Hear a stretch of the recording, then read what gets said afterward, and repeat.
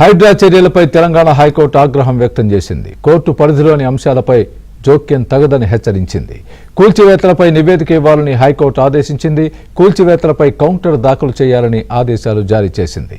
తదుపరి విచారణ సెప్టెంబర్ 9కి వాయిదా వేసింది.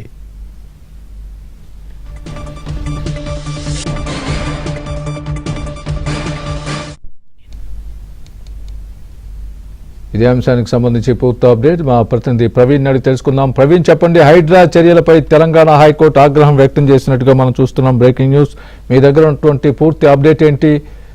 ఏ అంశాలకు సంబంధించి హైకోర్టు ఈ విధంగా స్పందించింది?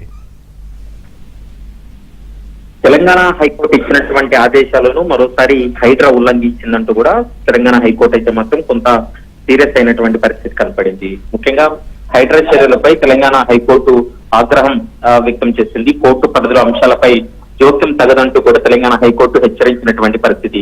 కూల్చివేతలపై నివేదిక ఇవ్వాలంటూ కూడా ఇప్పటికే కలెక్టర్ కూడా ఆదేశాలు ఇచ్చినటువంటి పరిస్థితి కనపడుతుంది.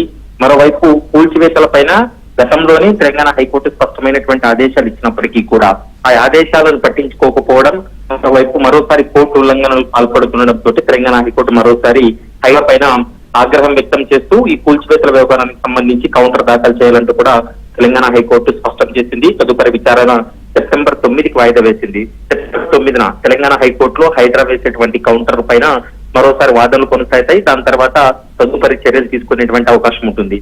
ఇప్పటికే హైడ్రా గతంలో ఏవైతే తెలంగాణ హైకోర్టు ఇచ్చినటువంటి తీర్పులు కావచ్చు, డైరెక్షన్స్ ఉల్లంఘించి ఏ విధంగా అయితే ల్యాండ్ లోకి ఎంటర్ అయ్యారో ఆ సమయంలో కూడా స్వయంగా కమిషనర్ రంగనాథ్ పైన కూడా ఆగ్రహం వ్యక్తం చేసింది.